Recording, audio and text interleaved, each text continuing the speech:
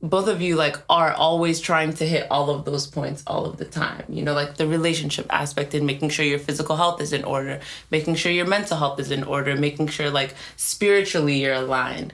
And I think that's like, honestly, I believe those are the makings of a great man. So I'm really proud of both of you guys. Thank you. I love y'all. It means a lot. It better, nigga. My word means something. The one time I compliment you. Which one of those is you find most difficult for yourself? Ooh, between like the things... The spiritual, the spiritual, mental, all the of it. physical, the financial. Honestly, I would say the spiritual. Because all of the other ones in a lot of ways, besides maybe mental, like all of the other ones are more extroverted. You hear the sound. Oh, yeah, but it's okay. Are more like things that are happening externally to you. So like, oh, I have to go to the gym, or like, I gotta read this book or whatever.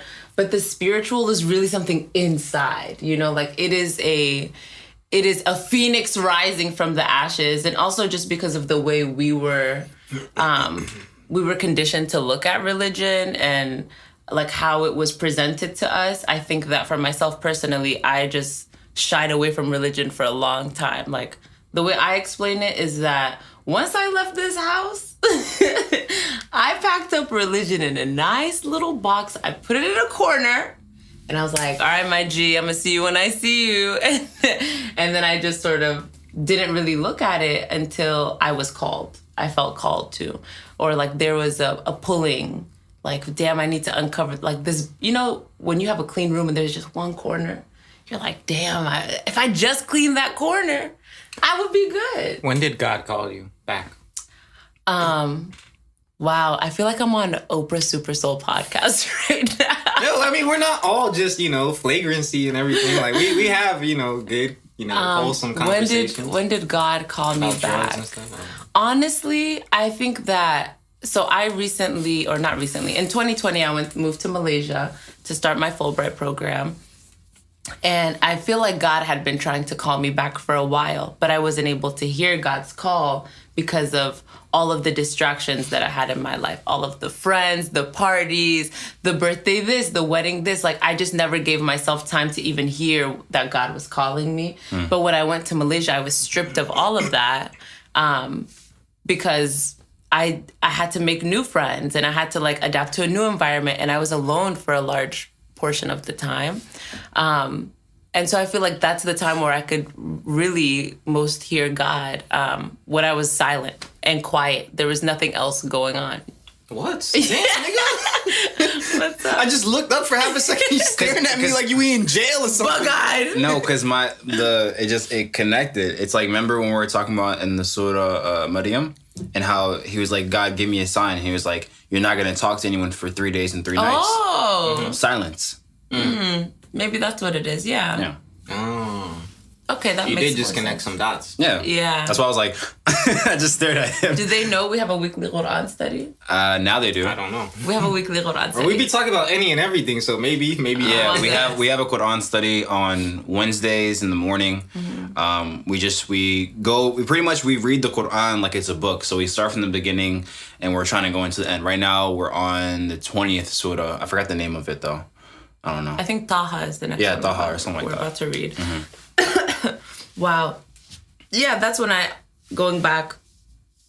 feel like I was called to God, or like to uncover, begin to discover. Because things slowly just started falling in place. Like, I met a teacher. She was like, hey, I bought you a Quran and a muslaya, which is a prayer rug, and this like garb so that you can pray. And I was like, dang, I brought so many hair products. I brought so many skincare products, clothes. I didn't bring a Quran. I didn't bring a muslaya. Like, I just went like, no religion, just vibes. Like, no religion, just vibes. That's how I stepped onto the scene. Human beings in the wild. Yeah. And it was literally like my second week of school. You know, and she just provided me all of these things. And I felt, man, what a beautiful opportunity for me to know what like my religion actually says versus what other people have been telling me it says. Because there's a big difference. Yeah. We know that. Yeah. Since we're like halfway through the Quran, and there's a lot of, ideas and theories that were given to us as children, and it's completely false. But in terms of your question and how Luffy asked you when you got called on by God, Luffy, when was like your, because I don't know, because like it was almost kind of like a switch to me. Like the way I saw it was just kind of like we all just kind of connected all at the same time. So I don't know if that was your point in 2020 or if it was even earlier on of when you decided to get like kind of called to, connect with yourself.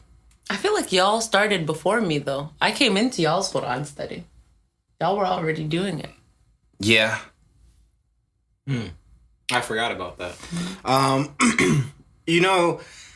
I hadn't fully moved away from the religion, even when I was in college, like, not in the beginning, but later on, like towards my junior and senior year, especially like my senior year, like I used to go to Friday prayers.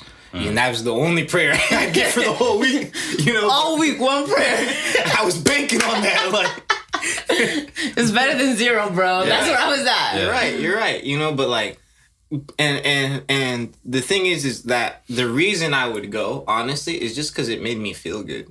Like there was no other reason besides like, like when I'm up there and like things are really hard, just being around those people, like just being around people, you know what I'm saying? And knowing that like we're all vibrating kind of on the same wave, like it made me feel good. And I was in the beginning addicted to that feeling more so than like what, my own journey into Islam or anything like that. After I left school and I came back here, it was the same thing. Like I wanted that feeling. So I used to go to Friday prayers here every week. And that was good and easy and everything. And then once I really got into my work and my work became unbearably difficult. And I was at a point, I remember it till now. I was at a point, I was working on a house. I had lost thousands and thousands of dollars. It was the first time in my life, like from the whole time that I had started business, where I lost money, like working with somebody. And I was like devastated. And it was the first time in 5+ years, who knows how many, since I had went to college. Like I remember I came home to like Baba and like I just broke down crying. And I was like, I messed up, like I lost money, and like I didn't go into business to lose money. Like what am I supposed to do at this point? Because every time I do this, I'm putting all my chips in. Yeah. You know what I'm saying? Yeah. Like, so what are we gonna do? And he's like, bro, this is the cost of doing business. Like, if you want to be a businessman, this is what it is. Like, you got to take these punches and like keep rocking with it. And I remember during that process, I was standing outside of the house with Tony, and Tony was telling me that he was stressing out too because he was working on his house, and he was telling me that he had picked up his Bible again because, a good friend and another barber of his, Sean, who's, religious man and everything, he Christian guy, he goes to church all the time. He picked up his Bible and he's into it. He was telling Tony, and a lot of the things that he would, Tony would ask him for advice on, he'd have really wise answers for things. And so Tony was like, a lot of this knowledge, deep knowledge, comes from the Bible. So in and of himself, he had to challenge himself to read the Bible, And so while he was doing this, I remember we were standing outside like one day after whatever, it was like 5-6 o'clock, and he's like, yo, Luffy, like, read your Quran. And like, and it wasn't like on some like, just passive conversation. He was like, no, bro, like, go home and like take your Quran out and like read it. Like he really like read your Quran. And I pulled it out. I found it and I pulled it out. And then I never read it. That's how it be though. Fair. I never read it, and I left it on my nightstand. And then like a month later, like, bro, stuff is it's still so difficult. And then eventually, like, I just start, I open it up, I start reading, and then like, I'm like, oh, okay, and like, that's it. But then slowly, like, all that stuff, it just starts to compound where I learned that Ahmed's reading. And like, there's a saying, it's like, or Obama actually had a whole initiative around it, like my brother's keeper. Yeah. You know what I'm saying? Like, so like when my own brother is doing this, right, he's reading and he's asking Mom and Baba about their religion, and just asking questions signifies that you have like you're looking for that personal resolve. I see in my own brother, who you're my brother and my friend, but like remember the brother part. So like there's still the dynamic of my little brother, right? And I'm like, okay, so this guy who's at a earlier point in his life is like confronting these same things that I'm confronting. Like we need to gang up kind of and like do this together. And like once we started doing like Quran study, like it was good, you know. And then like I remember we were doing it for a minute and it was good, and I really liked it. And then like Mama kept saying like, yo, you have to tell Wyatt to join.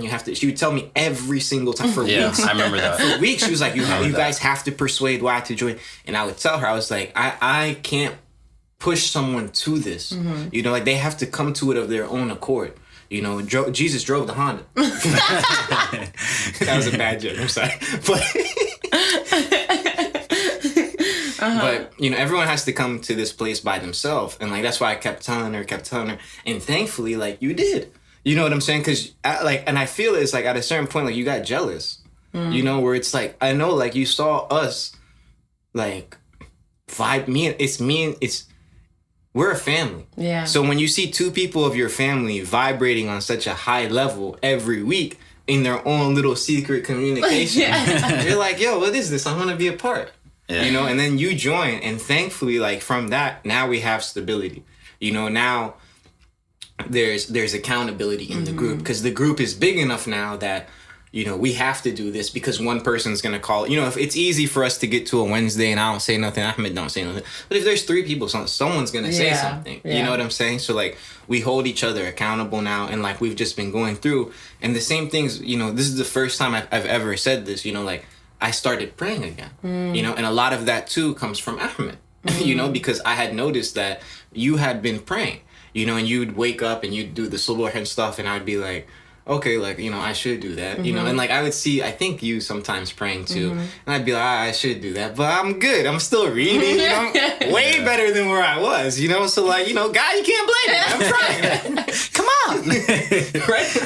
Like, so I'm like, all right, like, you know, we're trying, but like, I was like, yo, if this man is like, it was especially when I saw Ahmed, like, I was like, if this man's like waking up and praying, like there has to be something that at the very minimum he feels. Yeah. Right? It doesn't have to necessarily be like from some strict, deep religious, like, oh my God, I have to praise God. Yeah. But just on a selfish level, does this make me feel better in the same way that me saying my affirmations make me feel better, or me doing a meditation makes me feel better?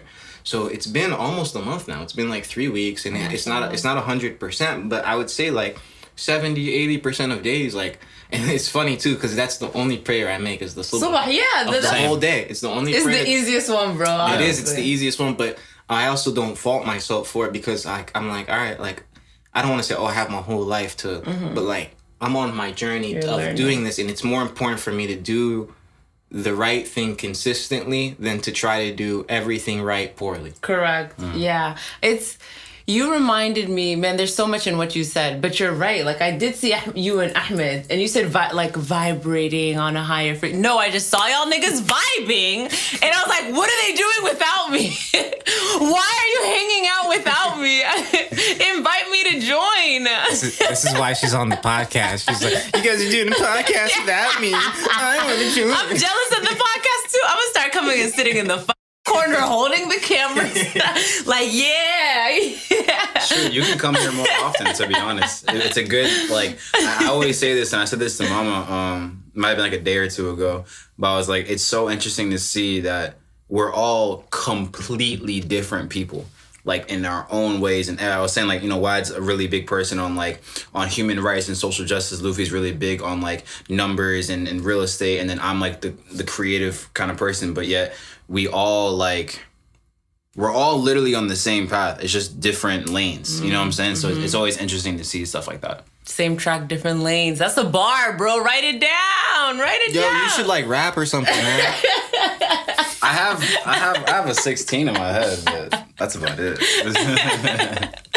No, I think that is one of the things that made me honestly like not want to pick up the Quran to start reading it, but want to join. Because I was like, man, they're vibing. Like, I want to vibe too. I want to be a part of this too. And also, like, as the only sister, you know, it's not that I find things for myself to be left out of, but it's like, y'all are both men, you know? And so you both like, I don't know, there's men things, I think. And I don't have a sister, so I'd be trying to interject my way in, like, move, niggas. I belong. I want to belong. What about you, Ahmed? What's been your spiritual journey? Like, what made you decide to like start reading Quran and studying? Because I feel like Luffy's right. Like, you started maybe before the rest of us, and even prayer. Also, side note, I didn't know anyone noticed that I was praying subah because I'd be doing it with the door half closed sometimes, like, or just in the morning. Ahmed does too. The door's closed, but like, I'm up, so I can hear him. I can still hear and see. If you take the time to notice, that's the thing. You know, like I can easily forget mom and Baba praying, but because they pray all the time, mashallah. Yeah, alhamdulillah for them, you know. Yeah. But when I hear a prayer coming from Ahmed's room or from your room, I'm like, I'm just imagining Luffy's like reading on his bed some book, and all I hear is Ahmed like, Allah. yo, like He's like, he's praying. The Arab dude at the airport. Allahu Akbar. Like, bro, there's a prayer room, right? It's like, brother, we're in G44. What is this? Like, they be, I would say they're being extra, but also at the same time, like they're, you know what I'm saying? They're believing in their faith. No, they're doing their thing. But if there's a prayer room, and you in G44, why are you yelling out that stuff? These niggas, like, they want to, not all of them, but sometimes they want to prove, like, their faith to Islam. They'll put a muslaya, like, right in the seats. Looking around. Allah. It's like, who's looking? Yeah. Oh, that's funny. In terms of my spiritual journey, I feel like it was right when,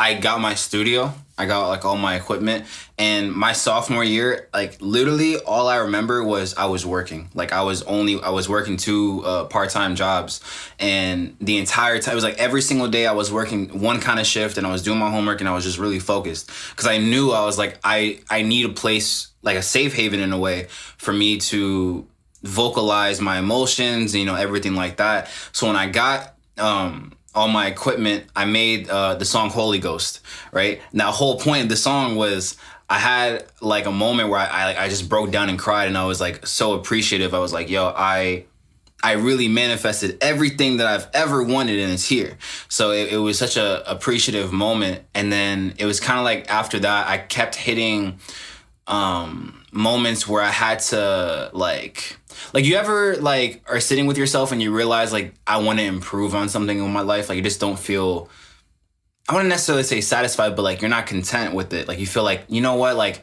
maybe I should move in this kind of way, maybe I should treat my family like this kind of way, you know. And then it was just a lot of like dark times in college, you know.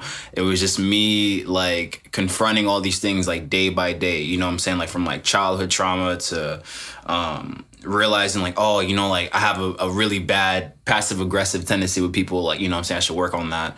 And then I forgot exactly when it was, but it might have been my friend Carl. Shout out to Carl. But he's a religious man too. And he was like, yo, bro, I know you don't have a Quran, but here's a Bible. And similar to you, I just put it on my window. I never touched it, nothing like that. I remember I ordered a Quran too, put it right there. I never touched it the entire time my whole junior year. But then when COVID happened, I was like, all right, I'm at home and I'm frustrated. So I'm trying to figure things out. And then similar to you, I just kind of picked it up and I was like, you know what? Let me stop like being mad at the world and being mad at God. Like, why'd you make me go through all this, and understand it more, you know? But yeah, I mean, I feel like it just happened. It was at an early age when I just felt like I was like, damn, I feel like remember where I talked about past lives? Mm-hmm. That's how I felt. I was like, I feel like I'm back and I had to relearn something. So, yeah. Dang, you mentioned something about being mad at God and whoo! Yeah.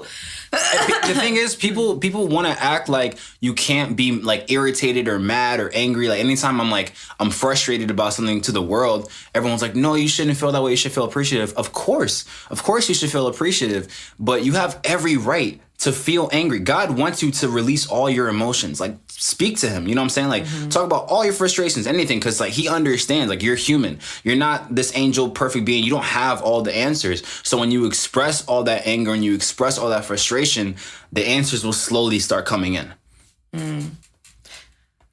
I love our Quran study for so many reasons, and like the way we discuss God in our like intimate circle. Because I feel like, rightfully so, a lot of people, when they talk about religion, you know, like God is this like fearful being, and love, yes, but a lot of times like the framework that they bring God into is like, oh, like, you know, he's all this and you're fearful and you're scared and like you don't want to go to hell.